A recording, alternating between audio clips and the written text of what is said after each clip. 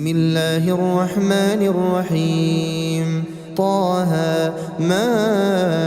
أنزلنا عليك القرآن لتشقى إلا تذكرة لمن يخشى تنزيلا ممن خلق الأرض والسماوات العلى الرحمن على العرش استوى له ما في السماوات وما في الأرض وما بينهما وما تحت الثرى وإن تجهر بالقول فإنه يعلم السر وأخفى الله لا إله إلا هو له الأسماء الحسنى وهل أتاك حديث موسى إذ رأى نارا فقال لأهلهم كثوا إني آنست نارا لعلي آتيكم منها بقبس أو أجد على النار هدى فلما أتاها نودي يا موسى إني أنا ربك فاخلع نعليك إنك بالوادي المقدس طوى وأنا اخترتك فاستمع لما يوحى إنني أنا الله لا إله إلا أنا فاعبدني وأقم الصلاة لذكري إن الساعة آتية أكاد أخفيها لتجزى كل نفس بما تسعى فلا يصدنك عنها من لا يؤمن بها واتبع هواه فتردى وما تلك بيمينك يا موسى قال هي عصاي أتوكأ عليها وأهش بها على غنمي ولي فيها مآرب أخرى قال ألقها يا موسى فألقاها فإذا هي حية تسعى قال خذها ولا تخف سنعيدها سيرتها الأولى واضمم يدك إلى جناحك تخرج بيضاء من غير سوء آية أخرى لنريك من آياتنا الكبرى اذهب إلى فرعون إنه طغى قال رب اشرح لي صدري ويسر لي أمري واحلل عقدة من لساني يفقه قولي واجعل لي وزيرا من أهلي هارون أخي أشدد به أزري وأشركه في أمري كي نسبحك كثيرا ونذكرك كثيرا إنك كنت بنا بصيرا قال قد أوتيت سؤلك يا موسى ولقد مننا عليك مرة أخرى إذ أوحينا إلى أمك ما يوحى أن اقذفيه في التابوت فاقذفيه في اليم فليلقه اليم بالساحل يأخذه عدو لي وعدو له وألقيت عليك محبة مني ولتصنع على عيني إذ تمشي أختك فتقول هل أدلكم على من يكفله فرجعناك إلى أمك كي تقر عينها ولا تحزن وقتلت نفسا فنجيناك من الغم وفتناك فتونا فلبثت سنين في أهل مدين ثم جئت على قدري يا موسى واصطنعتك لنفسي اذهب أنت وأخوك بآياتي ولا تنيا في ذكري اذهبا إلى فرعون إنه طغى فقولا له قولا لينا لعله يتذكر أو يخشى قالا ربنا إننا نخاف أن يفرط علينا أو أن يطغى قال لا تخافا إنني معكما أسمع وأرى فأتياه فقولا إنا رسولا ربك فأرسل معنا بني إسرائيل ولا تعذبهم قد جئناك بآية من ربك والسلام على من اتبع الهدى إنا قد أوحي إلينا أن العذاب على من كذب وتولى قال فمن ربكما يا موسى قال ربنا الذي أعطى كل شيء خلقه ثم هدى قال فما بال القرون الأولى قال علمها عند ربي في كتاب لا يضل ربي ولا ينسى الذي جعل لكم الأرض مهدا وسلك لكم فيها سبلا وأنزل من السماء ماء فأخرجنا به أزواجا من نبات شتى كلوا وارعوا أنعامكم إن في ذلك لآيات لأولي النهى منها خلقناكم وفيها نعيدكم ومنها نخرجكم تارة أخرى ولقد أريناه آياتنا كلها فكذب وأبى قال أجئتنا لتخرجنا من أرضنا بسحرك يا موسى فلنأتينك بسحر مثله فاجعل بيننا وبينك موعدا لا نخلفه نحن ولا أنت مكانا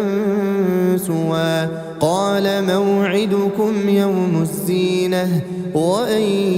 يحشر الناس ضحى فتولى فرعون فجمع كيده ثم أتى قال لهم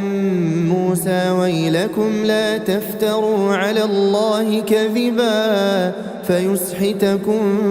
بعذاب وقد خاب من افترى فتنازعوا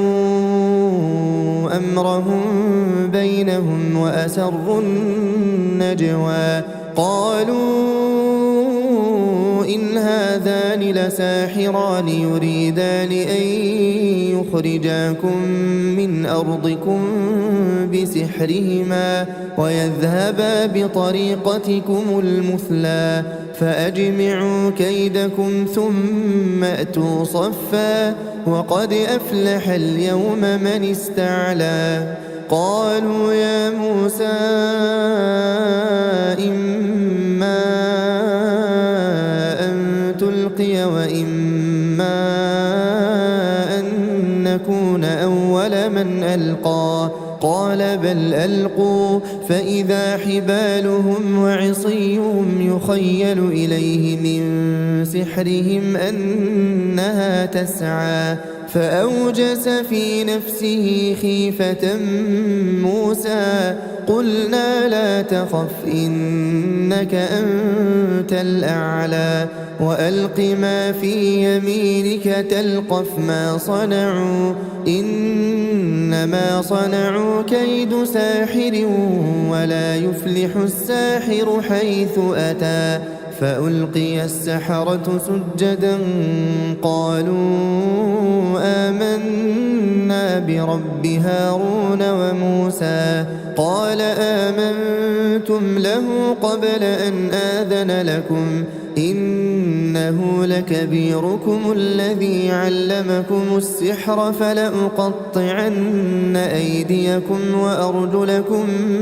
من خلاف ولأصلبنكم في جذوع النخل ولتعلمن أينا أشد عذابا وأبقى قالوا لن نؤثرك على ما جاءنا من البينات والذي فطرنا فاقض ما أنت قاض إنما تقضي هذه الحياة الدنيا إنا آمنا بربنا ليغفر لنا خطايانا وما أكرهتنا عليه من السحر والله خير وأبقى إنه من يأت ربه مجرما فإن له جهنم لا يموت فيها ولا يحيا ومن يأته مؤمنا قد عمل الصالحات فأولئك لهم الدرجات العلا جنات عدن تجري من تحتها الأنهار خالدين فيها وذلك جزاء من تزكى ولقد أوحينا إلى موسى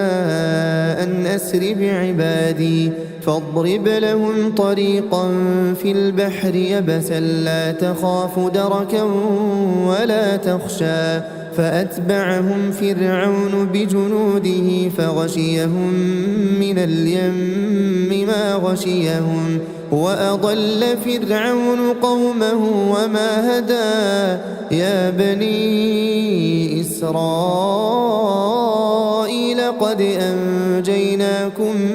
من عدوكم وواعدناكم جانب الطور الأيمن ونزلنا عليكم المن والسلوى كلوا من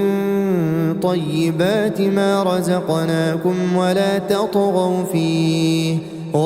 تطغوا فيه فيحل عليكم غضبي ومن يحلل عليه غضبي فقد هوى وإني لغفار لمن تاب وآمن وعمل صالحا ثم اهتدى وما أعجلك عن قومك يا موسى قال هم أولئك على أثري وعجلت إليك رب لترضى قال فإنا قد فتنا قومك من بعدك وأضلهم السامري فرجع موسى إلى قومه غضبان أسفا قال يا قوم ألم يعدكم ربكم وعدا حسنا أفطال عليكم العهد أم أردتم أن يحل عليكم غضب من ربكم فأخلفتم موعدي قالوا ما أخلفنا موعدك بملكنا ولكننا حملنا أوزارا من زينة القوم فقذفناها فكذلك ألقى السامري فأخرج لهم عجلا جسدا له خوار فقالوا هذا إلهكم وإله موسى فنسي أفلا يرون ألا يرجع إليهم قولا ولا يملك لهم ضرا ولا نفعا ولقد قال لهم هارون من قبل يا قوم إنما فتنتم به وإن ربكم الرحمن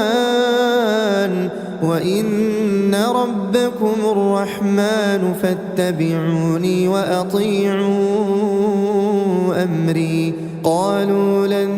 نبرح عليه عاكفين حتى يرجع إلينا موسى قال يا هارون ما منعك إذ رأيتهم ضلوا ألا تتبعني أفعصيت أمري قال يا ابن أم لا تأخذ بلحيتي ولا برأسي إني خشيت أن تقول فرقت بين بني إسرائيل ولم ترقب قولي قال فما خطبك يا سامري قال بصرت بما لم يبصروا به فقبضت قبضة من أثر الرسول فنبذتها وكذلك سولت لي نفسي قال فاذهب فإن لك في الحياة أن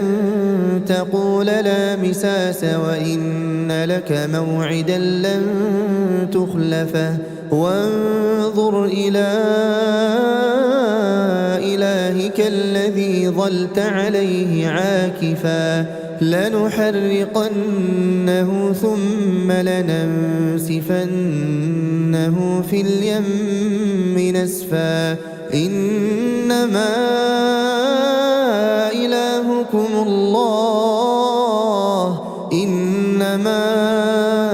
إلهكم الله الذي لا إله إلا هو وسع كل شيء علما كذلك نقص عليك من أنباء ما قد سبق وقد آتيناك من لدنا ذكرا من أعرض عنه فإنه يحمل يوم القيامة وزرا خالدين فيه وساء لهم يوم القيامة حملا يوم ينفخ في الصور ونحشر المجرمين يومئذ زرقا يتخافتون بينهم إن لبثتم إلا عشرا نحن أعلم بما يقولون إذ يقول أمثلهم طريقة إن لبثتم إلا يوما ويسألونك عن الجبال فقل ينسفها ربي نسفا فيذرها قاعا صفصفا لا ترى فيها عوجا ولا أمتا يومئذ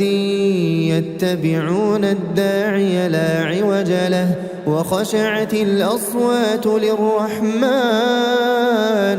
فلا تسمع إلا همسا يومئذ لا تنفع الشفاعة إلا من أذن له الرحمن ورضي له قولا يعلم ما بين أيديهم وما خلفهم ولا يحيطون به علما وعنت الوجوه للحي القيوم